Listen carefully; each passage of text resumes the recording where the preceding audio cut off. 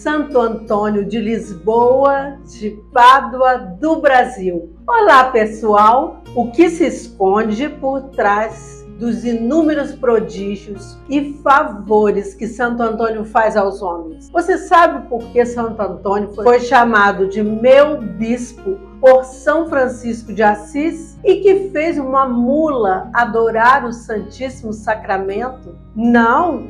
Então vem comigo!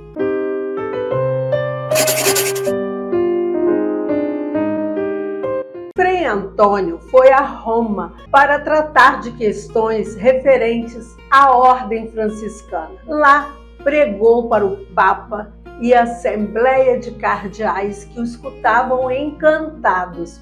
Falou com tanta profundidade e eloquência sobre as Escrituras que o Papa da época, Papa Gregório IX, lhe apelidou de Arca do Testamento. Num dia de grande multidão, Frei Antônio falava sobre a Eucaristia. No meio dos presentes estava um herege de nome Bovílio, que não acreditava no mistério eucarístico. Disse a todos os presentes que ouviu a pregação e que isso de Cristo na Eucaristia era uma lenda e que ele só acreditaria nas palavras do Frei se a sua mula, após 3 dias de jejum, se ajoelhasse diante da Eucaristia, desprezando o alimento que fosse oferecido a ela. Frei Antônio disse que aceitava o desafio. Passaram-se 3 dias, Antônio em oração e a mula em jejum. Na hora combinada, a praça principal de Rímini foi pequena para conter a enorme multidão curiosa para assistir àquele espetáculo. Bovílio apareceu com sua mula cambaleante pela fome, à espera de Frei Antônio. Quando ele chegou trazendo solenemente a Eucaristia, Bovílio ofereceu à mula um feixe cheiroso de feno e a instigou para que ela comesse. Mas, incrivelmente, a mula rejeitou o alimento e ajoelhou-se diante do Santíssimo. E diante dele se inclinou, baixando a cabeça até os joelhos. Com isso, apavorado, também Bovílio ajoelhou-se e, comovido, adorou a Eucaristia. Renunciou publicamente de sua heresia e abraçou a fé católica. As conversões que as pregações de Frei Antônio operavam em toda parte provocavam raiva e desejo de vingança dos chefes das seitas heréticas. Nos debates públicos, não conseguiam derrubá-lo, nem fazê-lo calar. Sua palavra clara e precisa desmascarava erros, dissipava dúvidas, serenava ânimos.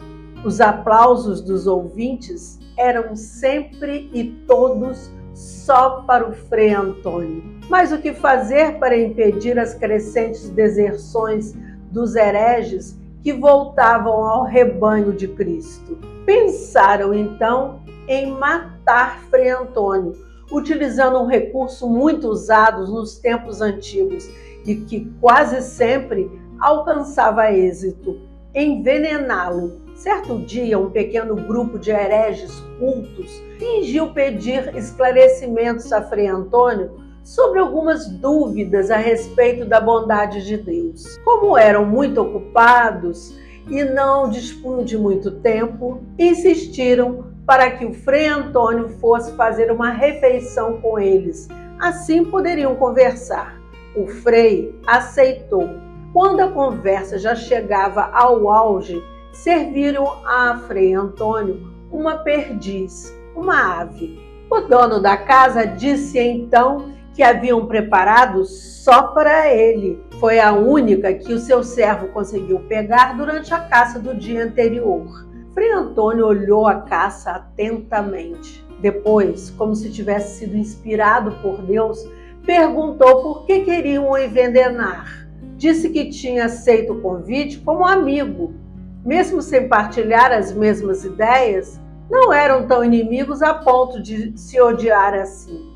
Os hereges empalideceram, olhavam uns para os outros sem saber o que responder, até que um deles, tomando coragem, disse que não tinha intenção de fazer mal, só queriam saber se realmente Jesus falava a verdade quando dizia que se seus discípulos bebessem ou comessem algo envenenado, não faria mal algum.